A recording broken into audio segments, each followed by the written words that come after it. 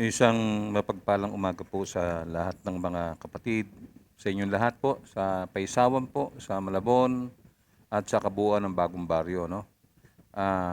Binabati ko rin po yung mga sumusubaybay sa YouTube, regular na nanonood, at sana po ay patuloy kayong manood sa channel na ito. No?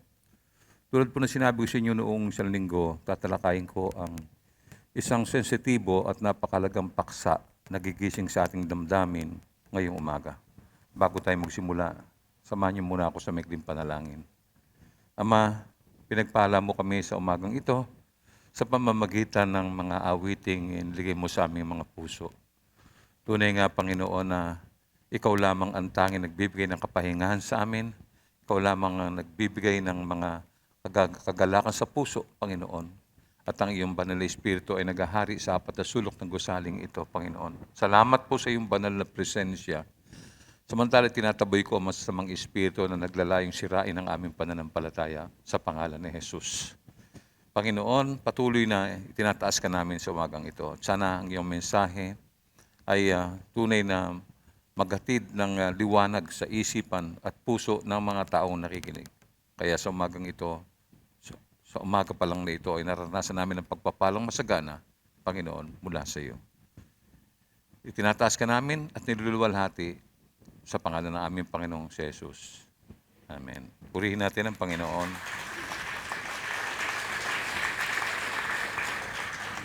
Pagpaumanhin po ninyo, ako po'y malayo naman sa inyo. Hindi ako nakamask pero nakashield ako. No? Nahihirapan po talaga ako huminga at baka naman hindi ako mamatay sa COVID, mamatay ako dahil sa sakit sa puso, no? Mahirap po, no? Napakahirap, no? At napakainit pa, hindi ho pangkaraniwan yung panahon natin, no? Nasa loob na po tayo ng gusali, pero napakainit pa rin, no? Wala na tayo sa silong ng araw, mainit pa rin, no? Ngayong umaga, tulad ng aking ipinangako, akin pong tatalakayin ang karugtong ng ating iniwan noong nakaraang linggo tungkol po sa isang birhen na babae na ang pangalan ay Maria, na ina ni Jesus. At ito po ay pinamagatan ko ng isang patanong na pamagat. Mary, Mother of God? Part 2 po ito, no? So, yun po yun, no? At makikita nyo rito na, and you will know the truth, and the truth will set you free. John 8:32, no? Kailangan mahalaga po yan. Meron po akong inilagay na disclaimer, pero hindi nyo na mapapanood yun. At dun, makikita na lang dun sa may YouTube channel, no? Sa ating pong mga nakaraang paksa, no? Masusi nating tinalakay ang tungkol sa yung biblical record ni Maria, no? Mahalaga po kasi yun, no? Tiningnan natin yung kanyang biblical record. Una, yung kanyang ancestry, no? Tungkol sa kanyang mga ninuno, nalaman natin na galing pala siya sa lahi ni David, no? Pinag-usapan din natin yung letter B, yung her virginity, no? Ang kanyang pagiging birhen, maliwanag naman po na wala na tayong pagtatalunan tungkol dyan, ano? Na siya po ay, nung maglihi kay Jesus, siya po ay birhen, no? Ikatlo, her familial relations, no? Alam natin na nakita natin kung paano siya naging mabuting asawa at naging mabuting ina, no, ha? Letter D, yung kanya pong karakter, no? Ang pagkatao niya, no? At maraming mga bahagi sa Biblia na mababasa natin tungkol sa kanyang mga katangian na diniscuss natin noong nakaraan. And yung huling-huli, yung her gradual separation. So, yung unti-unti pong paghihiwalay niya kay Kristo, Jesus. So, sapagkat si Jesus po ay lumahok na sa ministeryo at unti-unti na siyang nalayo sa kanyang mga magulang. So ngayon naman ay pag-uusapan natin ang mga karagdagang mga datos na kung saan ay marami po ito, no? Ito po ay may kinalaman sa mga misteryo na naganap pagkatapos ng kapanganakan. At ito yung tinatawag nating Roman number 2, extra biblical developments, no? Extra, no? Sa mga nakaraang pag-aaral natin, binanggit ko na ang tanging batayan ng ating mga espiritual na pananampalataya ay ang Biblia. Amen po ba? Wala tayong pwedeng puntahang iba eh. Wala tayong maaaring pagkunan ng impormasyon, di ba, sa Bible. At ang Bible po ay ilang beses ko na yung pinaliwanag. No? 2 Timothy 3:16 po yun. Ano? At walang pasubali. No? Hindi tayo maaaring maghaka-haka at mag-imbento, magdagdag, o kaya ay magdunong-dunungan, no? Sa anumang bagay na wala po sa Biblia. Kapag ang Biblia ay hindi nagsalita, huwag tayo magsalita, no? Hayaan natin na ang Biblia mismo ang magpaliwanag at ang Biblia mismo ang magatid ng karunungan sa atin, no? Huwag natin dagdagan o kaya ibawasan. Hindi po ito maaari, no? Kung magkakagayon kasi, maghahatid po ito ng kalituhan at mga pagtatalo sa gitna ng mga tao. No? Patunayan, ang tanging maidadagdag lamang ng tao ay ang kanilang mga sariling opinyon at kuro-kuro. No? At walang magiging basihan po ito. So, maaari yan ang iba riyan ay imbento na. No? Kaya mag-ingat tayo. Maski sa pagbabasa natin at pakikinig natin, kailangan intindihin natin mabuti.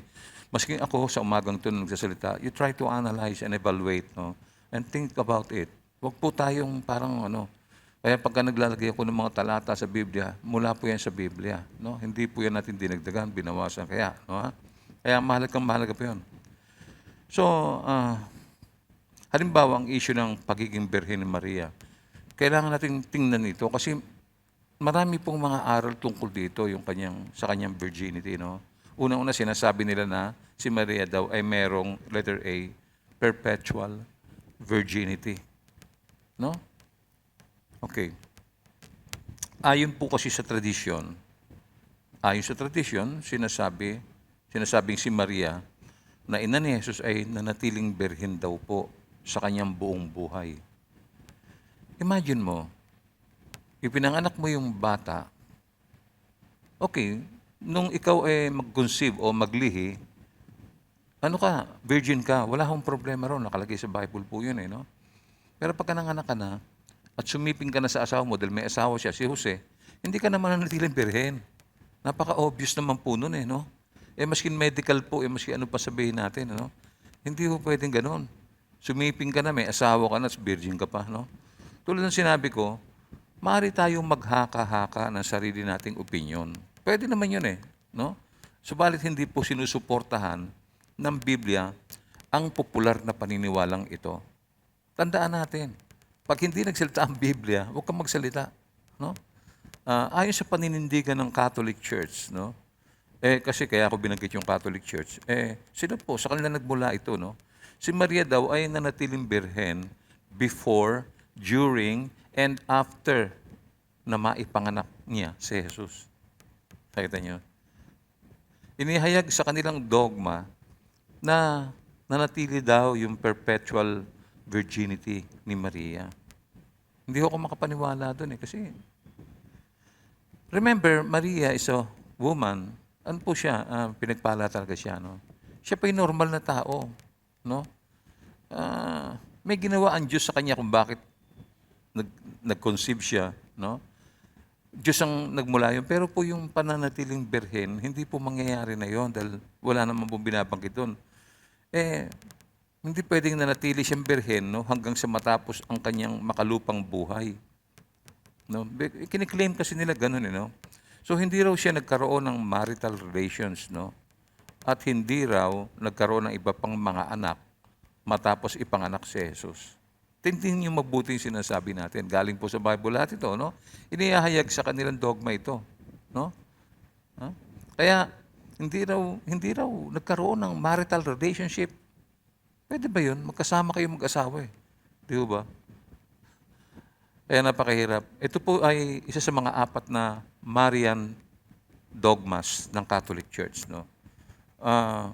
Wala pong wastong basihan ang pananampalatayang ipinapangaral ng Mariology tungkol sa perpetual virginity.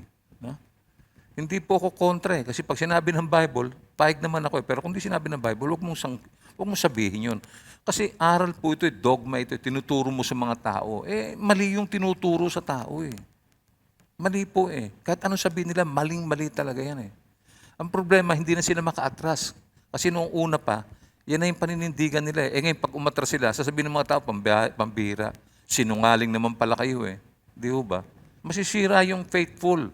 Masisira yung mga taong talagang nagbabaka-baka doon sa pananampalataya nila pagkatapos mali naman pala. No? Alam ba nyo na ito'y umusbong lamang no, noong matapos ang 2 siglo. No?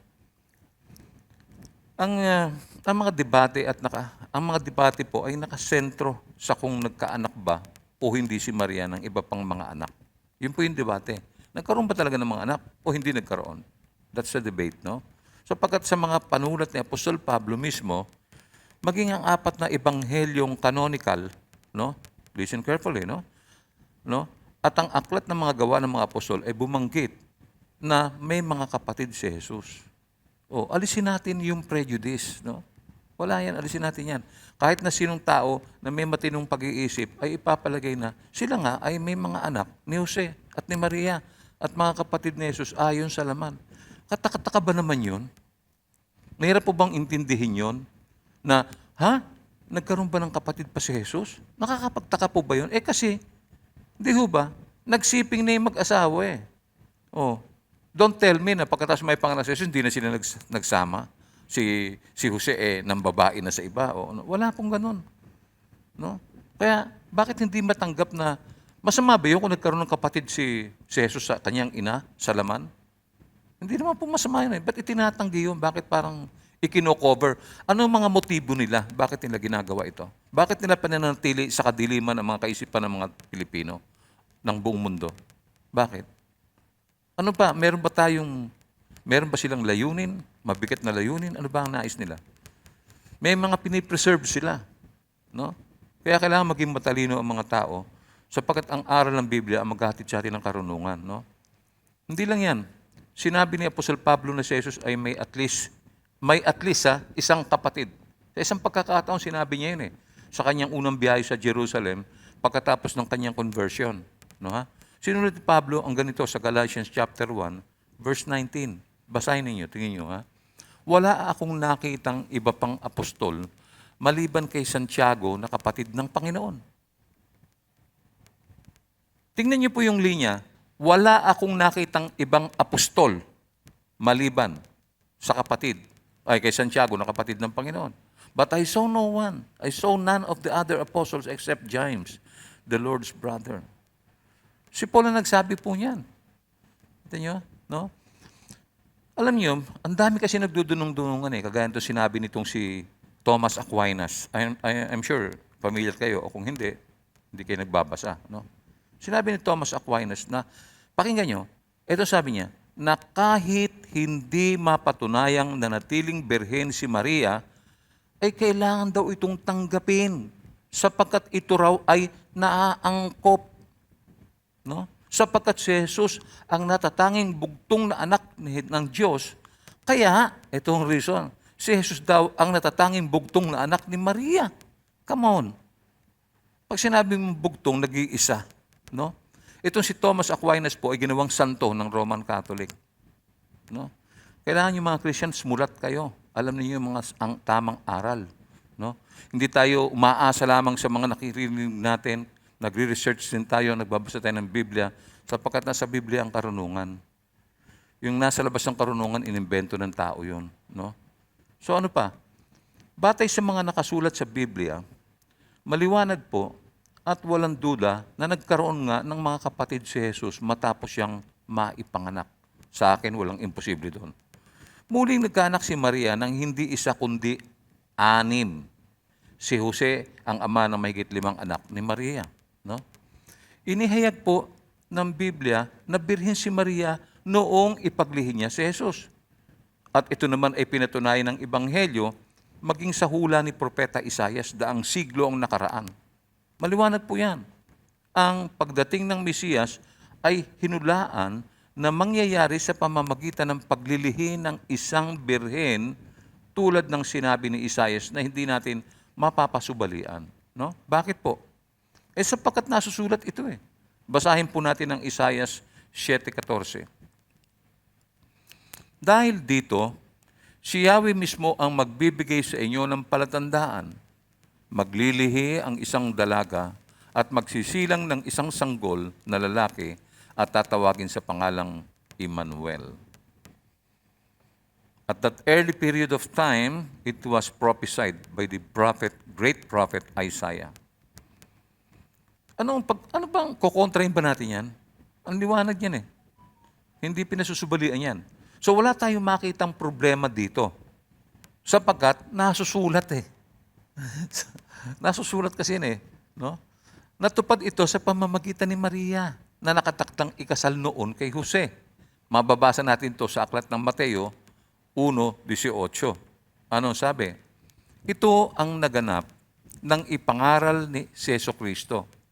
Si Maria na kanyang ina at si Jose ay nakatakda ng magpakasal. They were engaged already. No?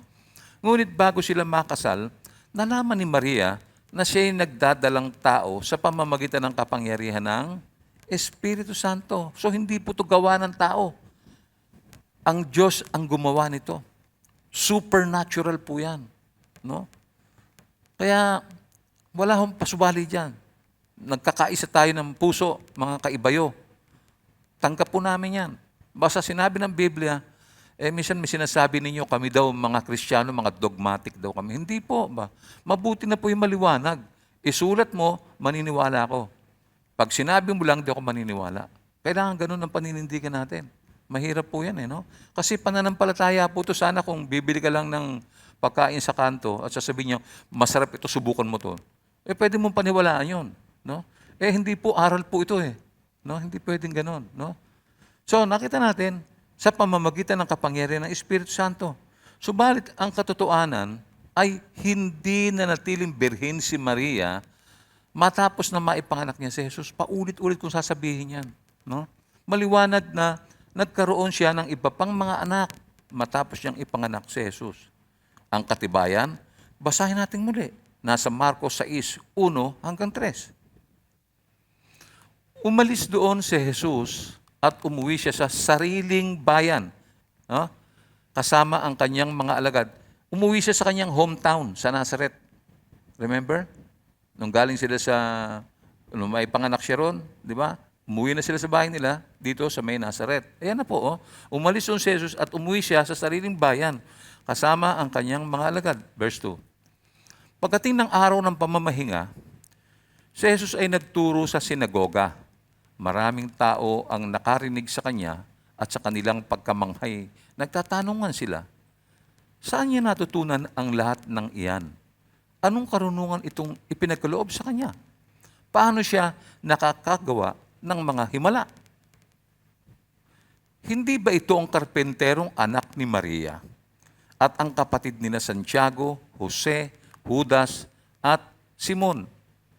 Taga rito rin ang kanyang mga kapatid na babae, hindi ba? Kaya't sila'y nagduda sa kanya at siya'y hinamak nila. Ang mahalaga ito yung makita, hindi ba ito ang karpenterong anak ni Maria? Na-identify siya. Parang yung natandaan yung si Pedro nung nagtatago nung gabi. Di ba? Sinusundan-sundan niya si Jesus, di ba? Hindi ba ikaw yung kasama niya? Ganon din po yun. Hindi ba tinanggi ni Pedro? Ay, hindi ko siya kilala, hindi namin siya kasama, etc., etc., di ba? Eto, ganon din to, nakita si Jesus. Hindi ba yan? Hindi ba ito yung karpenterong anak ni Maria? Kita siya kilala siya. Kasi taga-roon siya Doon siya lumaki. Umalis lang siya ng edad niyang 30 taon na nung siya pumasok sa ministeryo. Intindihin niyong mabuti ang aral. Sa mga talatang ito, nakatitiyak tayo na nagkaroon nga si Jesus ng at least 6 na kapatid. Alam ng mga taong naninirahan sa bayang iyon ang kanyang family background. Listen carefully. Mga taga-bagong baryo, kayo kilala niyo yun. Hindi ba si Jose yun? Hindi ba si Juan yun? Hindi ba si... Ay, dumating na pala si Juan. Hindi ba yan yung dating yan? Di ba dating addict yan? Kilala niyo yung mga tao sa looban ilan ba naman ang tao nung panahon yung sa Nazareth? No? Alam nila ang kanyang family background sapagkat maliit lamang ang bayang Nazareth na matatagpuan sa Galilee. No? Sa bayang ito, lumaki si Jesus. Intindihin niyo mabuti. Kilala ng mga tao si Jesus. Kilala nila ang bawat taong naninirahan doon. Yung mga taga roon, kilala nila yan. Nasaksihan nila ang kanyang paglaki, ang kanyang pangangaral, mga himala, at mga aral sa sarili niyang bayan. So obviously, when they saw Jesus, teka, di ba si ano yun? Ganun po yan eh. Kilala eh. Kilala. Pinangalanan naman ni Mateo ang 4 na lalaking kapatid niya. Si Mateo, nagsalita rin. Sabi ni Mateo sa Mateo 13:55, ano sabi niya? Hindi ba siya ay anak ng isang karpintero? Hindi ba si Maria ang kanyang ina at sina Santiago, Jose, Simon at Judas ang kanyang mga kapatid? Magkaiba po. Nakita niyo po yun? Meron ding at least 2 kapatid na babae siya. Sabi sa verse 56 kasi yun eh. Kaya si Jesus ang panganay sa magkakapatid. May kapatid na babae, sabi sa Mateo 13:56, at taga rito rin ang kanyang mga kapatid na babae, di ba? Saan kaya natutunan ang lahat ng iyan? Mga kapatid. Ikaw lang sa looban eh. Di ba? Pagka ikaw may dumadaan tapos medyo matagal mong di nakita, pag nakita mo sabi mo, hindi pa sikon yan. Kilala po natin yung mga kalugar natin. Kaya hindi naman, walang nakakapagtaka dyan eh. Ba't nagtataka ako, bakit nga ipinaglalaban nila na wala raw anak si Maria? Terrible yung mga tao to. Hindi nila kinikwento yan eh. Ako'y lumaki, no? Nag-aaral ako sa Catholic eh. Paco Catholic School ako nag-aaral. Ang aming chief priest doon ay ang punong saserdote roon ay si, mataba. Nakakalimutan ko bigla. Bakit pinakalihim-lihim nila, ayaw nilang ilabas itong katotohanan ito? Bakit ba? Meron ba silang mapapakinabang kung mapapanatili nilang birhen nga si Maria? Meron. Meron. Ay, naku mga kapatid. Talagang ayun, yung chief na doon, si Godofredo. Malaking lalaki. Ipinagtayupan na ng bantayog. Pag pumunta kayo sa Paco ngayon, sa harapan, ando si Godofredo nakatayo. Bato na lang po siya ngayon. No? Ewan ko ba bakit ginawa ng bantayog doon yun. Kilala ko kasi yung pari na yun eh. Marami ring anomalya yung pari na yun. Kilala ko po kasi taga-ron ako eh. Doon ako nag-aral. No? Kaya hindi ko nakikwento yun. Ang nakalulungkot, ito po nakakalungkot, no? Pagsulpot ng 2 siglo, Anno Domini, no? Marami ang nagtuturo, naniniwala at nagsasabing si Maria daw ay nanatiling birhen, na ang mga kapatid daw na lalaki at babaeng nabanggit ay mga pinsan daw ni Jesus. Pinsan.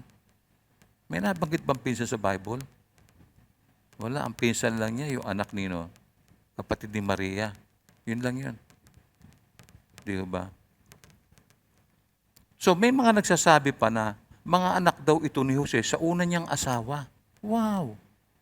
Wala hong ganon. Bago nag-engage yung dalawa, may anak na si Jose sa labas. Hindi sa labas kasi hindi naman, eto yun. Yung iba naman, nagsasabing ang mga batang yun ay mga anak daw ni Jose, eto, mga anak sa labas ng kanyang outside of his marriage.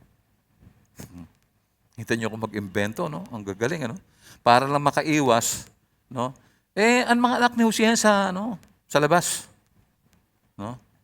Mali po yun, mga kapatid. Maling-mali po yun. Ang kaisipang ito sapagkat umaakit ang mga paniniwala at mga aral na to, no, sa mga taong ang pananaw sa marital sex ay hindi kailangan maging banal.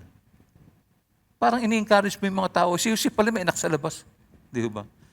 Isa itong malaking contradiction sa aral ng Diyos. At kung babasahin natin ang sinasabi ng Biblia, ganito matutunghayan natin sa Hebreo 13:4. Dapat igalang ng lahat ang pagsasama ng mag-asawa at maging tapat kayo sa isa't isa, sapagkat hatulan ng Diyos ang mga nakikiapid at nangangalunya. It's all there. Hindi ka pwede mag-imbento, no, para lamang iwasan mo yung mga katotohanan dahil may mga gusto kayong i-preserve at sa kung anong dahilan sila nakakaalam nun. Hindi kailangan. Bawal po ng Diyos yan. Kung tutuusin mo, yan na nga merong standard na iniwan ang Diyos sa pagsasama ng mag-asawa. No? Kaya hindi tama yung sinasabi, yung mga kiniklaim na ito. No? Doon naman sa mga babae sa kapanahonang ito, makinig kayo mabuti, no? Bago kayo magtaas ng kilay. Ang pagiging birhen ay isang kaloob ng Diyos para sa inyo. Bigay ng Diyos yan. Yan yung, kami, wala kaming ganyan eh. Ang mga babae meron. No? Yung sabi nila, lalaki raw, birhen. No? Walang nawawala sa lalaki, sa babae meron. Nawawala yung kanyang pagkabirhen. Yun po yun. No, ha? Tandaan natin na si Maria ay lumaking may kalinisan. Walang duda. Nanatili siyang birhen, she remained virgin, no? Until bago niya mapangasawa si Jose. Alright? No question asked. Kung sa tingin mo, hindi mahalaga ang pagiging birhen sa pag-aasawa, sapagkat hindi naman popular ito, makinig ka mabuti, nagkakamali ka sapagkat napakahalaga nito sa ating Diyos. Katunayan, nilikha ng Diyos ang sex para lamang sa lalaki at para lamang din sa babae. Hindi para sa kapwa lalaki o kapwa babae tulad ng ginagawa ngayon ng mga tao sa sanlibutan. Let me further explain it. Basahin natin ang aklat ng Roma 1:20 hanggang 27. Sige, basahin natin. Ano?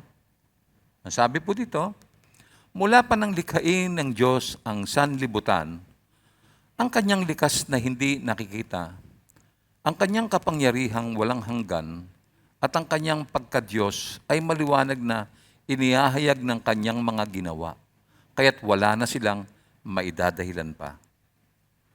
Kahit na alam nilang may Diyos, siya'y hindi nila pinarangalan bilang Diyos, ni pinasalamatan man lang. Sa halip, naghahaka-haka sila ng mga bagay na walang kabuluhan, kaya't nagdilim ang hangal nilang pag-iisip. Sila'y nagmamarunong, ngunit lumitaw na sila'y mga hangal.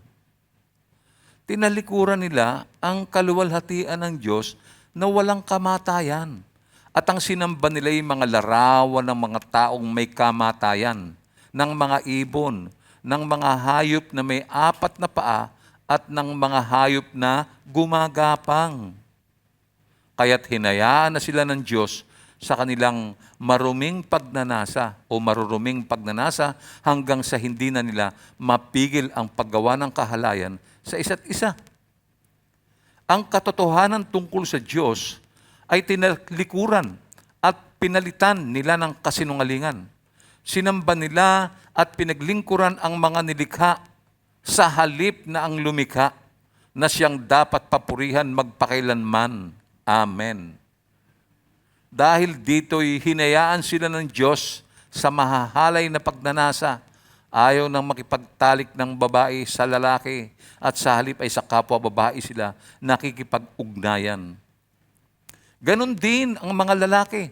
Ayaw na nilang makipagtalik sa mga babae at sa kanilang kapwa lalaki sila nawuhumaling. Ginagawa nila ang mga kasuklam-suklam na bagay, kaya't sila'y paparusahan ng nararapat sa kanilang masasamang gawa. Yan po yun. No? Hindi po masama ang sex. I just wanted to make that clear. Hindi po masama ang sex, no? Nais ng Diyos na ma-enjoy ng kanyang mga anak ang sex. Bakit ba magkaiba ang kasarian ng babae sa lalaki? Bakit ginawa ng Diyos yun? Ano sa palagay ninyo? Di ba? So that you can multiply. No? Kaya lang, sinira po ito ng mga taong may mga masasamang budi, may itim ang kaluluwa, sabi nga. No? Nasira ang tunay na layunin ng kamanghamanghang kaloob na ito ng Diyos. Yung mga babae, parang binabaliwala ninyo yung pagiging virgin ninyo. No?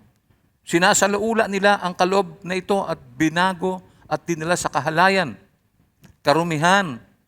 At ang malala pa sa lahat ay naging instrumento ito sa paggawa ng kasalanan. Kaya nga hindi katakataka kung makarinig kayo ng mga nakamamatay at nakakahawang sakit na sanhi ng kalaswaan, homoseksualidad, pakikiapid, pangangalunya, at iba pang mga immoral na gawain. Hindi lamang po ito.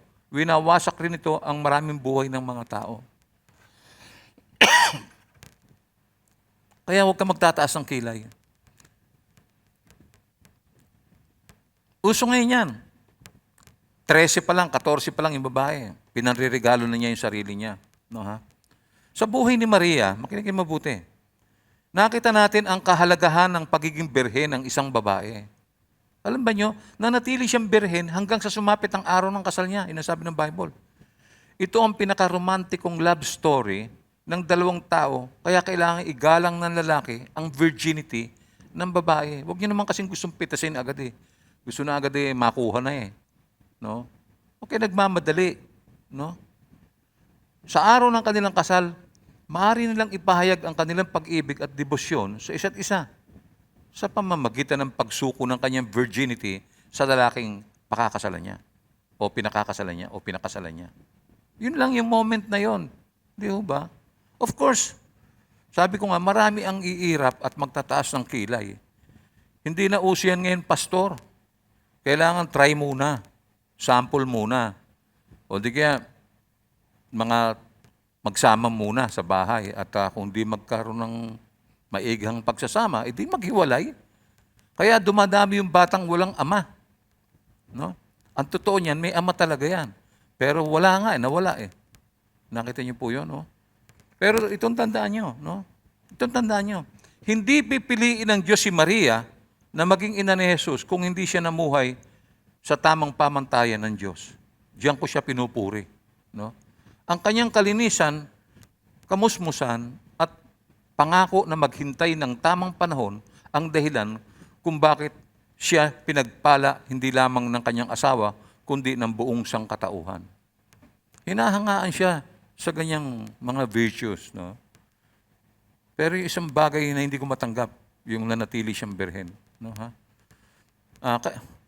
Kaya, noong ika-4 hanggang ika-6 na siglo, Anno Domini, may mga pagbabagong naganap sa larangan ng pananampalataya. Ito na po nangyari. Tinawag nila si Maria na Theotokos or God-bearer. Ngayon nyo lang marinig yan, ngayon nyo lang mababasa yan. Greek word po yan. Wala pong ibang translation yan eh. Theotokos. No? Basahin natin ang nakasulat sa Catholic Encyclopedia. Tinawag siyang Mother of God. Used in the Eastern Orthodox Church as title of the Virgin Mary, the Church declared that both divine and human natures were united in the person of Jesus, the Son of Mary. Hence, Mary may be called Theotokos since the son she bore, according to the flesh, Jesus, is truly one of the divine persona or persons of the Trinity. Ginawa na siyang Diyos, nanay or ina ng Diyos. Yun po, sa madaling salita, mga kapatid ko, no, ang Theotokos ay nagtuturo na si Maria ay ina ng Diyos. Ito po ay isang katha at malaking kasinungalingan at kalapastanganan at malayo sa katotohanan. No? Marahil marami silang pinagbabasihan at maring isa sa mga atratabinasin na inaduling sila. No? Kaya, dumating ang pinakamalaking pagkakamali mula sa Mariological connotations na si Maria ay ina ng Diyos. Mga kapatid, wala pong ina ang Diyos sapagkat ang Diyos ay Espiritu. Amen po ba? Walang ina ang Diyos. Hindi mo siya makikita sa picture na yung ama na Diyos, may inang Diyos, may anak ng Diyos at merong ina ng Diyos. Wala pong ganyan. 3 persona lang po ron. Ama, Anak, Espiritu Santo. Yun ang 3 persons. Wala nang iba. Huwag na tayo mag-imbento, magdagdag. Hindi ba kinakagat ng masasamang isipan yung budhi ninyo? Napakakuha naman di ba? Wala pong ina ang Diyos. Alright. Kailanman hindi siya naging Diyos o magiging Diyos. Ang tamang sabihin ay, ina siya ni Jesus na nasa katawang tao. Yun ang tama. Kahit absolute po yun, no? Ipinahayag nila na si Jesus ay kapwa nasa kalikasan ng Diyos at ng tao. Na dahil anak siya ni Maria, maaari daw siyang tawaging ina ng Diyos o Theotokos. Naintindihan nyo? Sapagkat ang anak na kanyang ipinagbuntis ayon sa laman ay tunay at isa sa banal na persona ng Trinidad. Kita nyo? Alam mo, ito mga salitang ito, parang kanila lansi, no? Parang, sobrang, ulitin ko po, wala naman pong problema kung itinuturo ito ng Biblia. Sang-ayon ako. Kailangang unawain at pag-aralang mabuti ang gantong mga aral upang hindi magatid ng kalituhan at pagtatalo. No? Mahirap po yan eh. Biglang nagkaroon ng nanay ang Diyos. Ano ba naman yan? Ang dayo, no? Wala kayo, sa mga anong bata kayo, narinig nyo na ba may nanay ang Diyos? Ba't biglang sumulpot? Sumulpot lang po yan eh. Mamaya makikita nyo, mabibisto nyo kung sino mga gumawa ng mga bagay na yan. Ang gagaling mag-imbento ng mga taon to para mga... Meron pa. Letter C. Intercession of Mary. Ngayon lang kayo makakapakinig ng ganito pangaral eh. No? Noong mga kalagitnaang panahon or Middle Ages, may ilang naniniwala na kailangan ng tao ang tagapamagitan sa Diyos upang makasumpong daw ng kapatawaran sa kanilang mga kasalanan. Ayon po sa pananaw na ito, no, si Maria daw ay tagapamagitan ng tao sa Diyos dahil siya kasi ang ina ng Diyos at ang ginang ng hukuman sa langit. Intindi nito. Ako nga, binabasa ko ito, natatawa ako eh. Ang galing ko. Siguro ito gumagawa din ito ng mga kwento sa pelikula. Ito yung mga magagaling gumawa ng mga katha, mga ano. No? Batid natin na taliwas po ito sa aral ng Diyos at wala tayong mababasang ganito. No? Si Maria daw ang ina ng lahat ng mga Kristiyano. Kung nasusulat sa Biblia, okay, kaya lang, wala po tayong mababasang ganyan sa Biblia. No, ha? Bakit naman hindi tayo maniniwala kung sinabi ng Biblia? Di ba? Meron pa. Ang mga susunod kong babasahin ay hindi po nagmula sa Biblia o sa akin, kundi sa Catholic Dictionary. Si Maria daw siya ang mediatrix. Ngayon nyo na ba narinig yan? Mediatrix. Mediatrix. Parang yung pelikulang... alam niyo yung pelikulang yan? Baka tumumba ako. Well, in Catholic Mariology, the title Mediatrix refers to the intercessory role of the Blessed Virgin Mary as a mediator. Wow. In the salvific redemption by her Son, Jesus Christ, and that He bestows graces through her. Antindi, no? Sa kanila po galing yan. Kaya sabi ko, hindi galing sa Bible, hindi rin galing sa akin yan. Cut and paste lang yan. No? Tinutukoy dito na ang tungkulin daw ni Maria, siya raw ay tagapamagitan para sa katubusan at kaligtasan ng mga tao na ibinigay daw sa kanya ng kanyang anak na si Jesus. Again, wala po tayong mababasang ganito sa Biblia. Ito po yung malaking kasinungalingan at hindi dapat.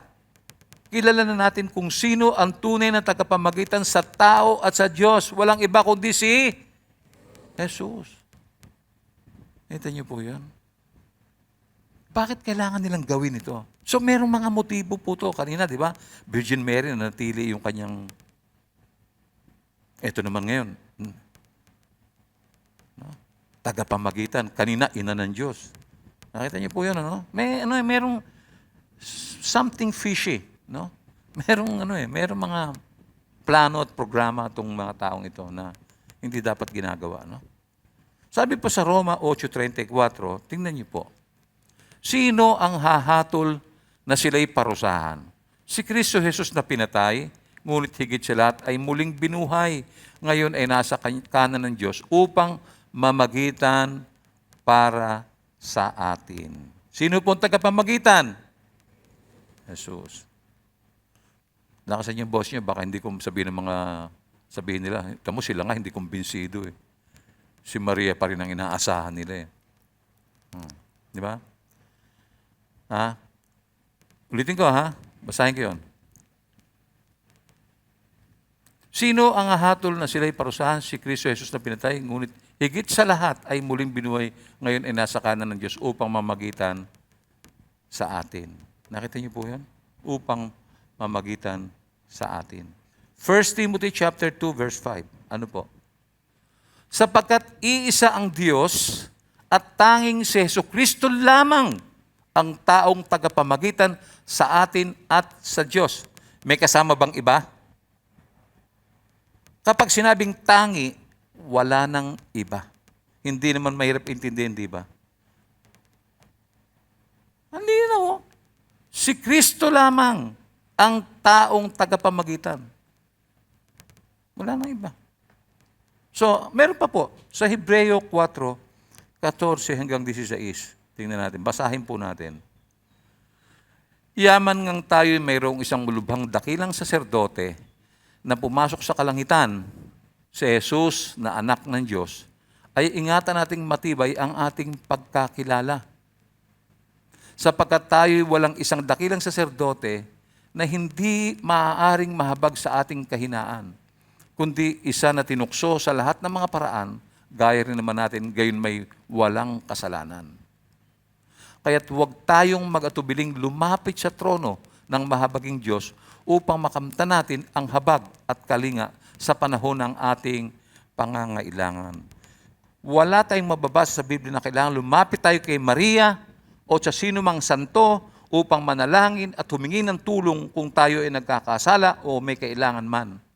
Ang linaw po ng Bible kung kaninong lalapit, sinong lalapitan mo. No? Nakakalito po yung ganyang mga aral kasi. Dinidivide mo ang kaisipan ng mga tao. No? Parang divide and then conquer. Ang galing no? Sino man ang nag-isip nitong mga kabulastugang ito ay talagang may tinuturo ang Diyos po sa atin. Kung magkasala ang sino man, ang wika, meron tayong tagapagtanggol at tagapamagitan sa Ama. Si Jesucristo na anak ng Diyos. Maliwanag ang sinabi ng Biblia. Ito pa, unang Juan 2:1. Basahin natin. Mga anak, isinusulat ko ito sa inyo upang huwag kayong magkasala. Ngunit, kung magkasala ang sino man, may tagapagtanggol tayo sa Ama, si Jesucristo na isang matuwid. Wala ka mababasang Maria. Malinaw yan. Mula pa ka na binabasa. Wala tayong nabasang si Jesus at ang nani ng Diyos na si Maria. Wala po. Walang ganun. Sa mga nakikinig, huwag ko kayo ma-offend, no? Malinaw po yung bago ako nagsimula, may disclaimer na ako, no? Hindi namin ipinipilit tong aral na ito sa inyo.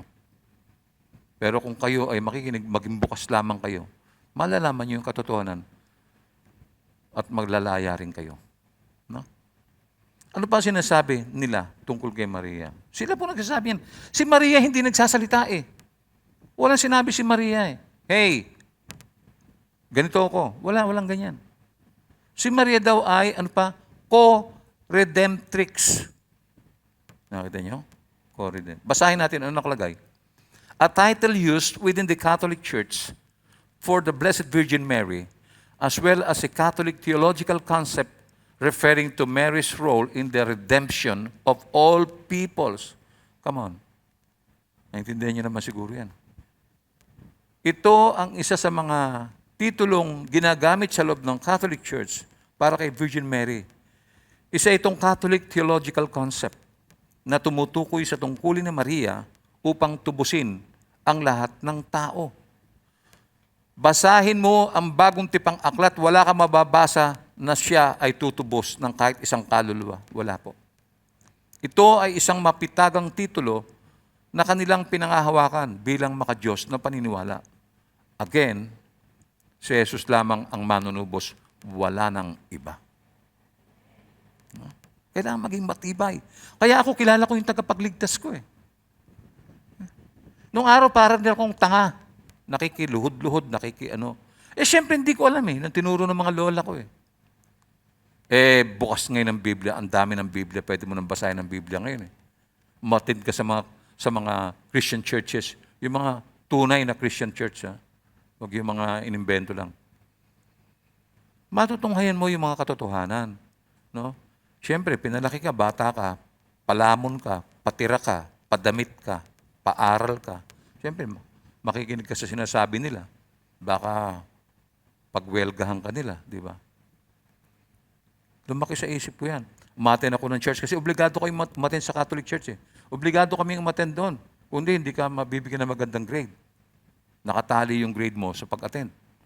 Pero sa maraming panahon ng pakikinig ko, wala akong narinig na, hindi ko nga narinig si Jesus eh.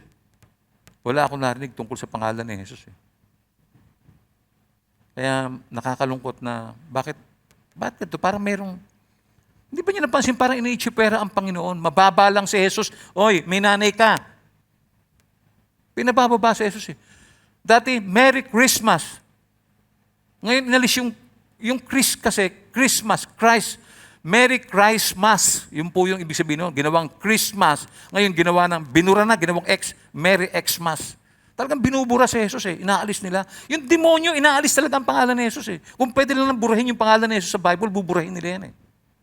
Hindi, Panginoon ko siya eh. Siya yung nagligtas sa akin. Siya yung nagbigay ng bagong buhay sa akin. Siya ang tunay na Diyos. Tignan nyo? Kaya, ang sakit eh, di ba? Bakit? Mayroon pa palang kasama si Jesus ang tagapagligtas na iba. Eh, paano sinabing tanging siya lamang? Siya lamang ang tanging tagapagligtas. Bakit mayroong plus? Nahirap ng ganyang aral. Sabi sa inyo, nakakalito yan eh. Huwag kayong ma-offend ha, yung mga nanonood. Huwag kayong ma-offend. Makinig lang kayong mabuti. Mabuksan nawa ang inyong mga isipan. No? Matagal na kayong niloloko ng mga ganyan eh. Mga panlaloko ng mga aral na ganyan. Maling-mali yan. No? Alam niyo, biblically, ang gayong mga pahayag ay walang katotohanan. Dahil wala sa Biblia. Lagi ko iginigit yun. Wala sa Biblia. Ang katotohanan, meron na tayong manunubos, tapos na po yan. Pinlantilyan yan, early hour pa lamang. No? Efeso 1:7, tingnan natin. Tinubos tayo ni Kristo sa pamamagitan ng kanyang dugo at sa gayon ay pinatawad na ang ating mga kasalanan. Ganon kadakila ang kanyang kagandahang loob. Amen po ba?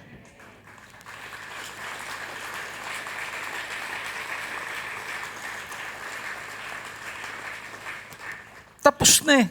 Yung lahat na makasalanan dati, lahat, lalahatin ko na kahit ano pang ginawa mo. Nangalunya ka pa, nagloko ka, anong pinagagawa mo, nang hold up ka, pumatay ka ng tao. Lahat yan, makasalanan lahat yan. Pero yung mga taong yan, taos-puso nagpakumbaba sa Diyos, humingi ng kapatawaran sa kanilang kasalanan, pinatawad sila ng Diyos, sabi ng Biblia. Hindi na inaalala ni hindi isusumbat ng Diyos yung kasalanan mo pag nakita kayo.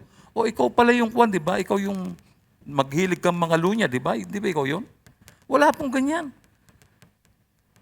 Bakit? Kasi kinalimutan na ng Diyos ang lahat ng kasalanan nating mga tinubos. Yan ang aral, hindi yung mga kung ano-anong dadagdagan mo pa ng mga icing. Dito, 2:14. Na siyang nagbigay ng kanyang sarili dahil sa atin, upang tayo'y matubos niya sa lahat ng mga kasamaan at malinis niya ang kanyang sarili, ang bayang masikap sa mabubuting gawa upang maging kanyang sariling pag-aari. Ganyan. Binigay niya yung kanyang sarili sa atin. Para ano? Yun ang requirement para matubos tayo sa lahat ng ating mga kasamaan, sa ating lahat ng kasalanan para maging malinis tayo sa harapan ng Diyos. Ganyan. Basahin mo ang Biblia, masarap eh. Kasi ang Biblia nagsasabi ng totoo. No? Meron pa. Colosas 1:14. Na siyang kinaroroonan ng ating katubusan, na siyang kapatawaran ng ating mga kasalanan. Si Christ ang binabanggit, wala pong comediatrics diyan, no? Alam niyo na ginagawa ko po to. Nagsisikip ang dibdib ko minsan eh. Pag binabasa ko na yung mga... Kasi hindi ko talaga maaamin, hindi ko talaga matanggap yung ganyan. Para bang, kulang pa ba yung pananampalataya ko? Kailangan pa bang, kilala ko na ang Ama, kilala ko na yung Anak, alam ko na rin ang Banal na Espiritu. Kailangan ba bang dagdagan pa ng isang tao para maintindihan ko kung ano yung kaligtasan? Mga kapatid. No? Meron pa. Si Maria raw ay Queen of Heaven. Reyna ng kalangitan. Ay nako, no? Basahin natin yung nakalagay sa Catholic Encyclopedia, is one of many queen titles used of Mary, Mother of Jesus. The title derived in part from the ancient Catholic teaching that Mary, at the end of her earthly life, was bodily and spiritually assumed into heaven, and that she is there honored as queen. Eto, maliwanag na imbento to. Hindi na ako makikipagtalo. No? Ano pa yung karagdagang tungkol sa Queen of Heaven? Queen of Heaven was a title given to a number of ancient sky goddesses, ayun naman pala no? Worshipped throughout the ancient Mediterranean and the ancient Near East. Goddesses known to have been referred to by the title include Inanna, Anat, Isis, Nut, Astarte, and possibly Asherah by the prophet Jeremiah. Nabanggit kasi yan eh. Yan yung mga ancient na mga pagano nung panahon nila, Nimrod. Tatalakayin ko sa inyo yan. Panahon ni Semiramis. Yan po yun. Yan po yung mga kasamahan na yan na binabanggit. No? Eh, biglang napasama si Maria, siya pala naging reyna. No? Parang prosesyon, ano? May reyna Elena. Ano ba yan? No?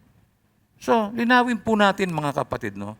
Maaaring yung mga nakikinig sa akin ay hindi masaya sa sinasabi ko. Hindi ko kayo pinipilit, no? Makinig mo, hindi ko kayo pinipilit. Sinasabi ko lamang, kino-quote ko lamang, galing sa inyo lahat ito. Sa inyo nagmula ito. Wala kaming ganyang aral eh. Ito sa inyo itong aral na to. So, linawin po natin. Ang binabanggit lamang sa Biblia na nasa langit ay ang Panginoong Diyos at ang anak niyang si Jesus na nasa kanyang kanan. Wala pong nabanggit na si Maria ay reyna ng langit. Basahin nyo. Pag nakakita kayo sa akin, meron kayo isang sakong bigas. Pag nakita nyo na si Maria Queen of Heaven. O gawin ko ng 2 sako na. Para ma-encourage kayo. Sige, mag-research. O, 5 na. Para ma-encourage kayo mag-research. Pag nakita po nyo, Queen of Heaven, Mary. 5.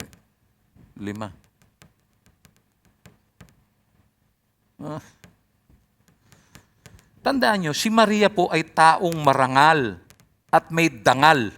Ha? At kung nabubuhay siya ngayon, ha? Tiyak na itutuwid niya ang lahat ng mga kamaliang itinuturo ng hidwang relihiyon tungkol sa kanya. Sabi niya, naku, ba't niyo ginaganyan? Naku, hindi po totoo yan, hindi po totoo yan. Kung makapagsasalta lamang si Maria, halimbawa, bubuhayin siya ngayon ng Diyos. Bubuhayin siya. Tulog pa siya ngayon eh. Kung bubuhayin siya ng Diyos, ay, tumayo ka dyan, Maria. At i-rebuke mo itong mga loko na to. Tatay si Maria at, di ba? Mabibigla sila, shock sila lahat. Ang tagal nyo kaming niloko, mahigit 500,000 taon na. Grabe, no? Naniniwala tayo na una, sa kanyang posisyon bilang ina ni Jesus. Wala pong doubt dyan. Siya talaga ang nanay, walang ibang nanay si Jesus. Ikalawa, dahil sa kanyang mabubuting halimbawa sa pananampalataya, si Maria ay mapagpakumbaba at devoto. Devoto, talo tayo. No? Wala po tayong issue dito. No? Kaya tayo ay sumasang-ayon sa sinabi ni Anghel na Gabriel. Basahin natin. Ano sabi ni Anghel? Sang-ayon tayo riyan. Lumapit ang anghel sa dalaga at binati ito. Magalak ka, ikaw ay lubos na kinalulugdan ng Diyos, sumaiyo ang Panginoon. Yan, nakikiisa ako dyan. No? Sama ako dyan. Meron pa, sumasang-ayon rin tayo sa sinabi ni Elizabeth, yung kanyang pinsan. Lucas 1:42. Napasigaw siya sa galak. Pinagpala ka sa mga babae. Ulitin ko. Pinagpala ka sa mga babae at pinagpala rin ang dinadala mo sa iyong sinapupunan. Sama ako dyan. Ha? Sama ako dyan. Sumasang-ayon rin tayo sa sinabi mismo ni Maria. Mismo si Maria, nagsalita si Maria sa Lucas 1:48. Ano sabi niya? Sapagkat nilingap niya akong kanyang abang alipin, mula ngayon, ang lahat ng tao ay tatawagin akong mapalad. Amen. May kukontra ba sa inyo na mapalad si Maria? Ako, payag ako. Talagang mapalad siya sapagkat siya lamang ang babaeng pinagpala talaga na pinili siya ng Diyos eh. No? Pero hanggang doon lang, huwag niyo dudugtungan. Huwag natin dudugtungan at magiging mali tuloy. Ang ganda na nga ng simula, tapos guguluhin pa. Meron pa. Letter D. Ito. Veneration of Mary. Marami sa inyo hindi alam yan. Okay. Sa Catholic at Orthodox theology, ang veneration po ay isang tipo ng kakaibang pagsamba na tanging sa Diyos lamang iniuukol. Pag sinabi mo yung venerate o veneration, ginagamit lamang, ito yung pinakamataas na pagsamba na gagamitin lamang katangi-tangi sa Diyos lamang. Diyan lang ginagamit yan. Ang kahulugan niyan ay pagpamimitagan o pagsamba. Ang pagsamba kay Maria ay hindi biblical. No? At kung hindi biblical, bakit mo naman gagawin?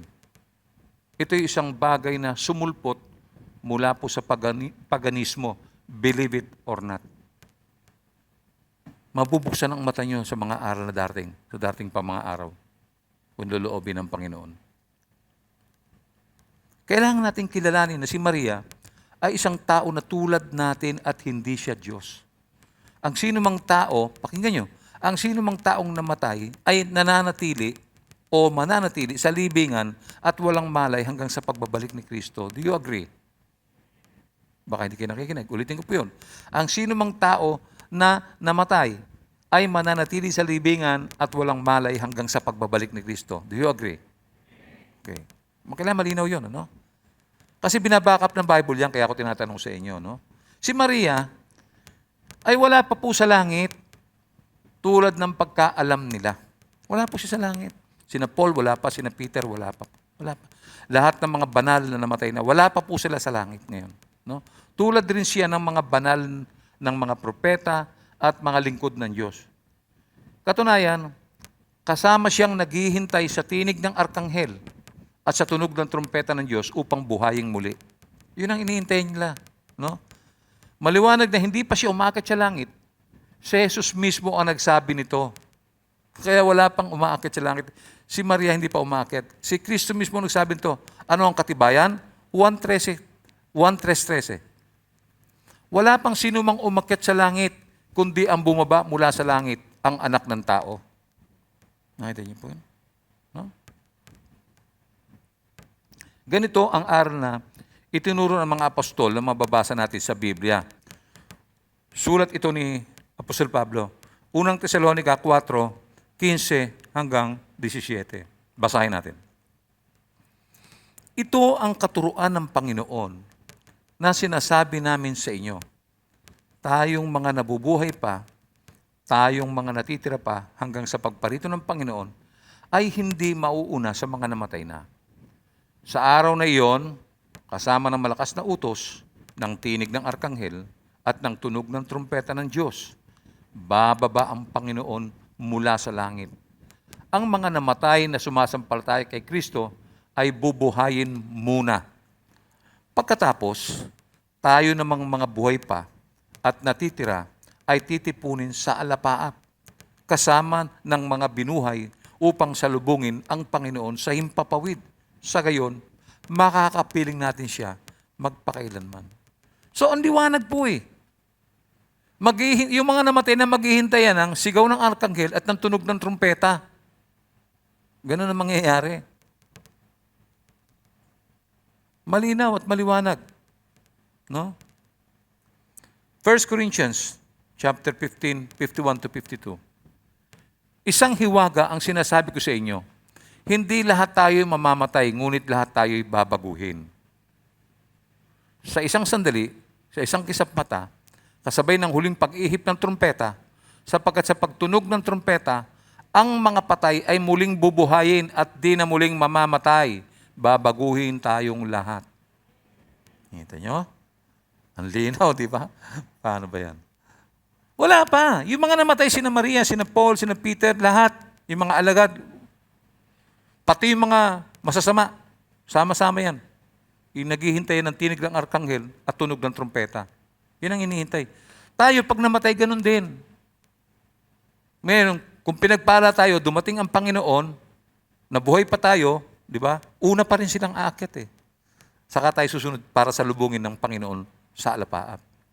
Yun ang Bible eh. Ang linaw po ng Bible. Ewan ko ba, bakit hindi ba nila maintindihan? Baka itong mga taong ito talaga. Oh. Okay.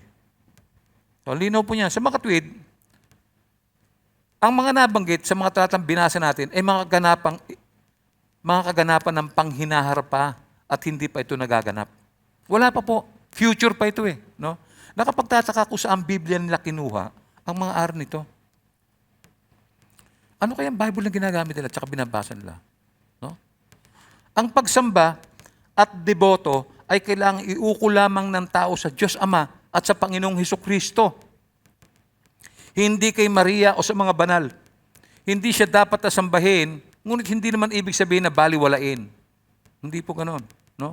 Ang maraming mahalagang aral sa buhay ni Maria ay dapat na magpaalala sa atin kung paano tayo mamuhay sa modernong panahon.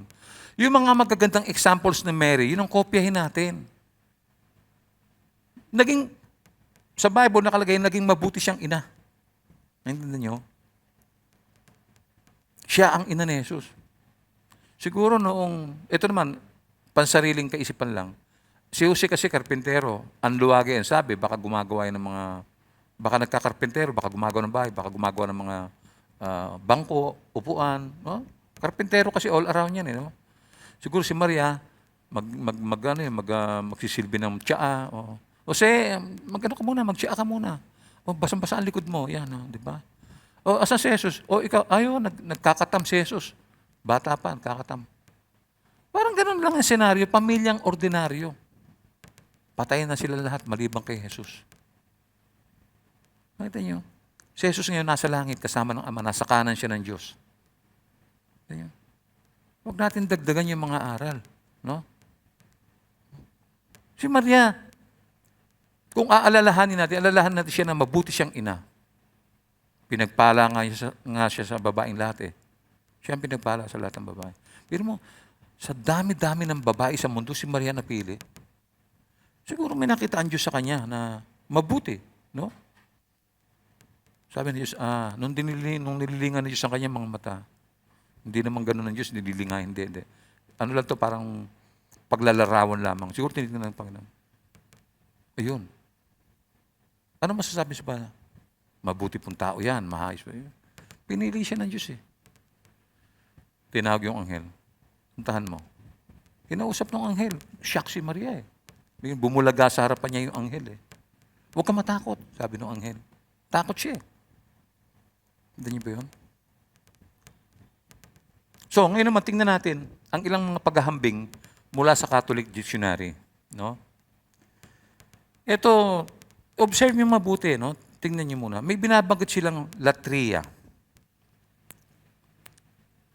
In the Roman Catholic Church, supreme worship allowed to God alone. Listen yung latria, ginawa nila yan, sila nagsabi niya na ito daw, parang kategorya niyan, para lamang sa pagsamba, pinapayagan lamang niya pagsamba niyan para sa Diyos lamang. Meron pang, ito ay isang mataas na pagsamba na nararapat lamang sa Diyos. Tama po yan. Kung totoo man, kung may latria. Okay. Meron pa, hyperdulia. A level of veneration higher than dulia but less than latria, properly given to the Virgin Mary. Ito daw, hyperdulia, para lang kay Virgin Mary yan. Meron naman yung dulia, the reverence accorded to saints and angels. Yan yung kategory ng mga pagsamba. Ito yung karangalang inilaan sa mga banal at mga anghel. Yan. Pagmasan niyo pa yan, latria, hyperdulia, tsaka dulia. Itong hyperdulia, mas mataas sa kanyang latria, mababa naman sa kanya yung dulia. Yun ang ibig sabihin nun. Sige, tanggapin na natin yung arrangement na ginawa nila. Pagpalagay na rin. Subalit ang katotohanan, ang gayong paghahambing ay may malit na epekto lamang. Kaya lang, ang nakakalungkot, eto. Ang pagsabang ginagawa na tayo kay Maria sa pamamagitan ng panalangin at mga awit ay nasa level ng latria. Ibig sabihin, tumaas pa. Yung latria, kayo nagsabi niya, para sa Diyos lang yan eh.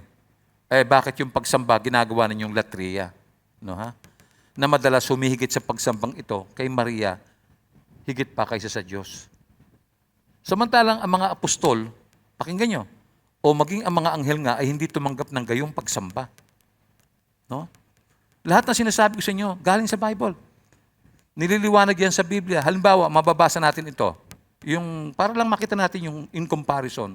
Mga Gawa, chapter 10, verse 25 to 26. Sinalubong ni Cornelio si Pedro. Ano po nangyari? Nagpatira pa sa harap nito at sinamba. Verse 26. Ngunit sinabi ni Pedro, tumayo kayo. Ako'y tao rin tulad ninyo. Kita nyo? Ayaw niya magpasamba si Pedro. No. Ha? Ako'y tao rin tulad ninyo.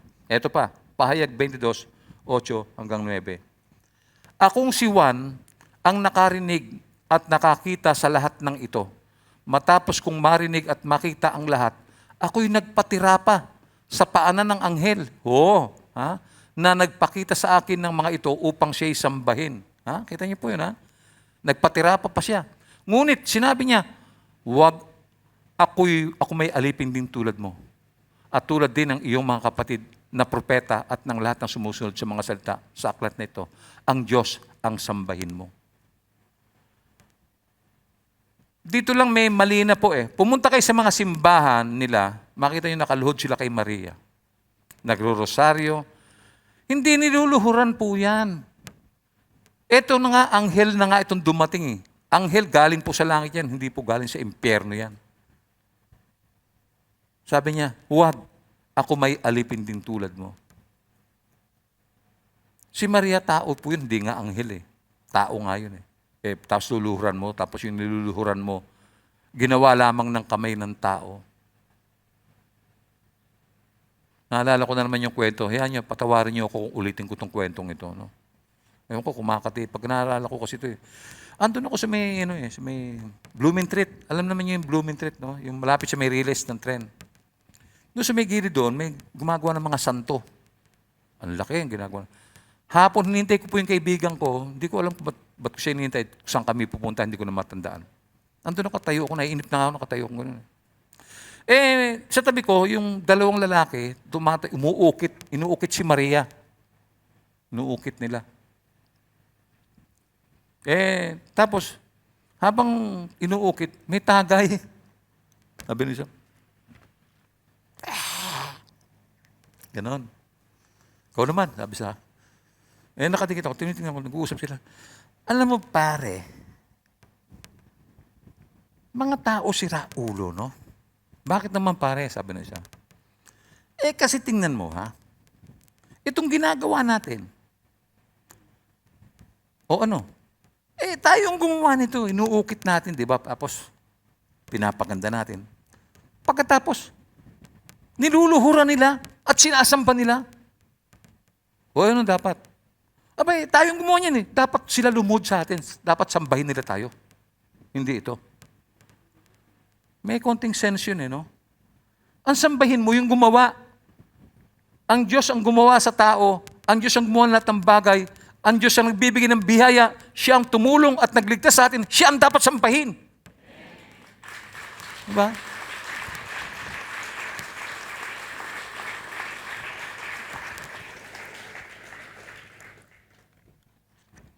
Pasensya na kayo pag lumalakas yung boses ko. Excited lang ako noon.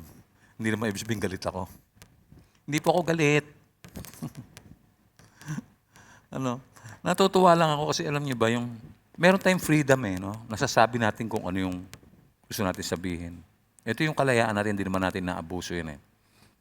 Mahalaga, marinig ng tao yung katotohanan, no? Pero mo, si Cornelio, isipin niyo, si Pedro, meron pang isang issue. Ito, kay mainip. Letter E, Immaculate Conception. Ano po yan? Basahin natin. Immaculate Conception, a dogma of the Catholic Church which states that Mary, Mother of Jesus, o biglang naging Mother of Jesus, ito kanina Mother of God. Mother of Jesus has been free of the original sin from the moment of her conception. Post mo lang yan, huwag mo alisin yan ha. Kanina, Mother of God, ngayon naman Mother of Jesus. Tingnan mo sila mismo, hindi consistent eh. Kung Mother of God dapat hindi ganyan na yan. May Mother of Jesus din pala kayo eh. Di ho ba? Mali yan. No? Basa, basahin pa natin yung isa. Immaculate Conception, Roman Catholic dogma asserting that Mary, the mother of Jesus, mother of Jesus, tama, was preserved free from the effects of the sin of Adam, usually referred to as original sin, from the first instant of her conception. Naintindihan niyo naman siguro yun, no? Easy English lang yan. Tingnan niyo, tandaan niyo yan, ha? Ipinairal ni Pius IX ang doktrinang ito noong ika-19 na siglo. Inisip ng marami na ito ay tumutukoy sa Virgin Mary o Virgin Birth of Jesus. Ang problema po, inihahayag nito na si Maria ay naglihi na walang original na kasalanan. So, meron tayong original sin yung from Adam Si Maria hindi kasali. Sabi nila, wala raw siyang original sin. Ginawa rin nilang saligan na si Maria raw ay namuhay ng hindi nagkasala sa kanyang buong buhay. Alam natin na salungat ang kapahayagang ito sa Biblia. Mali po ito. Alalahanin natin na si Maria ay isang tao, nasa kalagayan ng pagkatao at ng laman. At dahil siya ay tao, tiyak na nagkasala siya. Kaya yung mga mali at likong aral ay mabibisto. Dahil maliwanag naman ang Biblia. Basahin natin sinasabi ng Biblia sa Roma 3:23. Sapagkat ang lahat ay nagkasala. At, take note, walang sino mang nakaabot sa kaluwalhatian ng Diyos. Banggain mo yan, sige.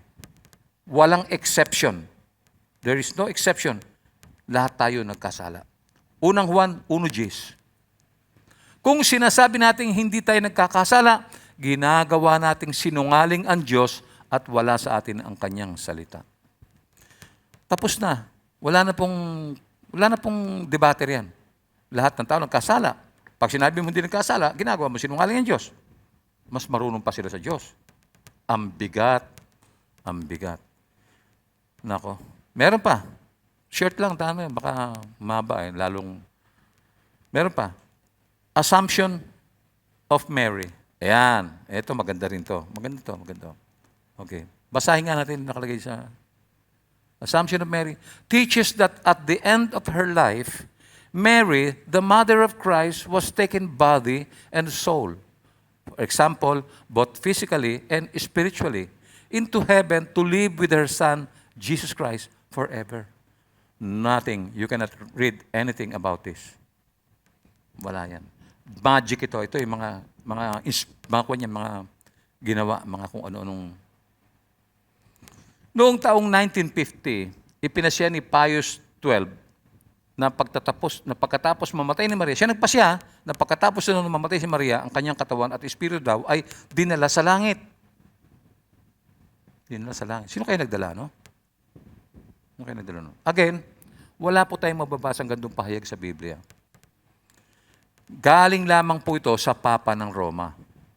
Hindi po galing sa Diyos ito. Wala po. Sino nagdala ng kanyang katawan sa langit? Huwag ko kayo mapipikon, no? Tinatanong ko lang kasi malabo po itong mga aral nito. Wala kasing makikita sa Biblia niyan. Nakita niyo po yun? Dinadaya niyo ang tao Hindi tama yan. No? Ang ideyang ito ay unang dumating mula sa mga panulat ng Apocryphal noong ika-4 na siglo o yung The Passing of Mary. Doon nagsimula yan no?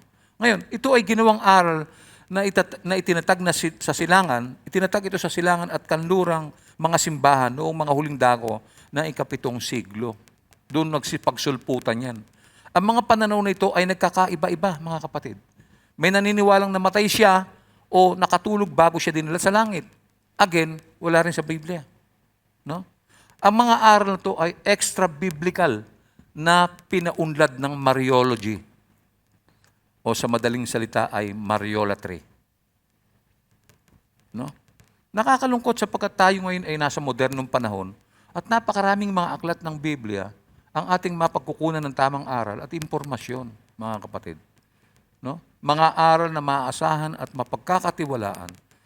Subalit katakatakang binabaluktot ng mga namumuno na simbahan ang mga bagay na ito na naghahatid ng pagkalito sa mga mamamayan. Sana'y gumising tayo at magbalikwas upang tuldukan natin ang mga maling aral na ito na matagal nang ginagawa nila sa hinaba-haba ng panahon. Hindi dapat sambahin si Maria. Walang duda na isang karangalan ang maging ina ng Mesiyas. Ito ang nagdala sa maraming tao upang manampalataya sila at mapalapit kay Jesus. Maraming tao, labis ang deboto kay Maria at ginawa siyang Diyos na halos kapantay ng Diyos na Ama ni Jesucristo. May mga taong naglaan ng mga araw para sa Kanya, nananalangin at lumuluhod at tinatawag siyang isang Diyos. Nakakalungkot di ba? No? Marami pa po akong gustong sabihin, kaya lang hindi tayo magkakasya sa oras. Pero sa liksikan niyo po, hindi ko nakakalimutan yung 5 sakong bigas. Baka may makita kayo. Pakita niyo lang sa akin. Anytime po, kahit anong oras, kahit 1:00 na madaling araw, kahit 2:00, kahit anong oras. Pag may nakita lang kayo. No? May bonus pa yun, lalagyan ko ng sukatan ng bigas. Kasama yung sukatan ng bigas. Pag may nakita lang kayo, please, dalhin niyo po sa akin. Sa akin pong pagtatapos, mga kapatid, kailangan ng isang balancing pananaw kay Maria at sa papel na plano ng Diyos tungkol sa katubusan. No? Sinasabi rin ng mga nagtatanggol ng mga kamaliang ito, sabi nila na dogmatiko raw ang ating pananaw sa Biblia. Sana, yung totoo lang. No? Huwag mag-imbento o kaya idagdagan ang Biblia. Si Maria, kinikilala ko siya na babaeng pinagpala sa babaeng lahat. Ngunit ang lahat ng ito ay limitado lamang sa mga ebidensya ng Biblia. Yung nakalagay sa Bible, yun ang pinapaniwalaan ko. No? Maliwanag na kung pababayaan lamang natin ang mga tao, no, sa kanilang mga maling kuro-kuro o pag-akala, maraming tao po ang maliligaw at mapapahamak dahil sa kamalian ng pananampalataya. Isipin mo kung sasampa ka kay Maria, tinuturo mo sambahin si Maria. Isipin mo, maraming tao mapapahamak kasi hindi si Maria ang magliligtas. Para mong niloloko ang mga tao. Sabihin mo kung sino yung tagapagligtas, sabihin mo si Jesus lamang ang tanging tagapagligtas para ang mga tao maligtas. Pero pag sinabi mo na si Maria ay tagapagligtas din, kasi nanay siya ng Diyos, patay ka riyan. Ipapahamak mo mga kaluluwa ng mga taong yan. Sa bagay, napahamak na kayo, matagal na eh. Tandaan natin na ang Panginoon ay nagbigay ng babala. Huwag dadagdagan ang salita ng Diyos, huwag babawasan. Basahin ko para mabasa ng mga taong ito. No? Pahayag 22:18 hanggang 19. Akong si Juan ay nagbibigay ng babala sa sino mang makarinig sa mga propesiya na nasa aklat na ito. Ang sino mang magdaragdag sa nilalaman ng aklat na ito ay daragdagan ng Diyos ng parusa. Idaragdag sa kanya ang mga salot na nakasulat dito. Ang sino mang mag-alis ng anuman sa mga propesiyang naririto ay aalisan naman ng Diyos ng karapatan sa bunga ng punong kahoy na nagbibigay buhay at sa banal na lunsod na binabanggit dito. Linaw po yan. Bawal yung dagdag, bawas. Bawal yan. No, ha? Meron pa. Kawikaan 36. Huwag mong daragdagan ang kanyang salita sapagkat pagsasabihan kanya bilang isang sinungaling. Deuteronomio 4:2, huwag ninyo itong daragdagan na ni babawasan. Sundin ninyo ang mga utos na binigay ko sa inyo mula kay Yahweh. Kawikaan 36. Huwag mong daragdagan ang kanyang salita sapagkat pagsasabihan kanya bilang isang sinungaling. Deuteronomio, no? 12:32. Sundin ninyong mabuti ang lahat ng inutos ko sa inyo. Huwag ninyo itong daragdagan ni babawasan. Mateo 24:24. Sapagkat may lilitaw na mga huwad na Mesiyas at mga huwad na propeta. Magpapakita sila ng mga kamanghamanghang himala at mga kababalaghan upang iligaw ang marami kahit na ang mga hinirang ng Diyos. Marcos 7:6 hanggang 13. Sinagot sila ni Jesus, mga mapagkunwari, tama nga ang sinabi ni Isaias tungkol sa inyo ng kanyang isulat. Ang paggalang sa akin ng bayang ito ay pakunwari lamang, sapagkat ito'y sa bibig at hindi sa puso bumubukal. Walang kabuluhan ang kanilang pagsamba, sapagkat itinuturo nilang galing sa Diyos ang kanilang mga utos. Winawalang kabuluhan ninyo ang utos ng Diyos at ang sinusunod ninyo yung mga katuruan ng tao. Yan. Sinabi pa ni Jesus, ang gagaling ninyo para lamang masunod ang inyong mga tradisyon, pinapawalang bisa ninyo ang utos ng Diyos. Halimbawa, iniutos ni Moises na igalang mo ang iyong ama at ina at ang sino mang lumait sa kanyang ama o ina ay dapat patayin. Ngunit itinuturo naman ninyo na kapag sinabi ng isang tao sa kanyang ama o ina na ihandog ko na sa Diyos ang mga tulong ko sa inyo, ang taong yun ay hindi na ninyo pinapatulong sa kanilang mga magulang. Sa gayong paraan, pinapawalang bisa ninyo ang salita ng Diyos sa pamamagitan ng mga itinuturo ninyo at marami pa kayong itinuturong katulad nito. Ayan, sample lang po yan. Kung kukunin ko lahat yan, ang dami. Mamaya pa tayo matatapos. Mag-ingat po tayo sa mga aral, mga kapatid. Hindi ko konting dugo ang tumubos sa buhay natin. No? Mag-ingat tayo sa mga aral na matagal ng panahon itinuturo sa mga tao. Tandaan natin na meron po tayong Biblia na mapagkukunan ng wastong aral at impormasyon. Ito ang palagi natin basahin upang hindi tayo mailigaw ng sino mang tao ng mga aral ay hidwa at malayo sa katotohanan.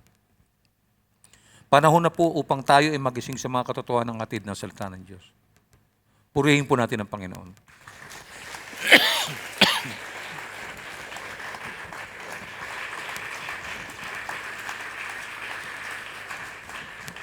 Tumayo nga po tayong lahat at tayo po ay manalangin.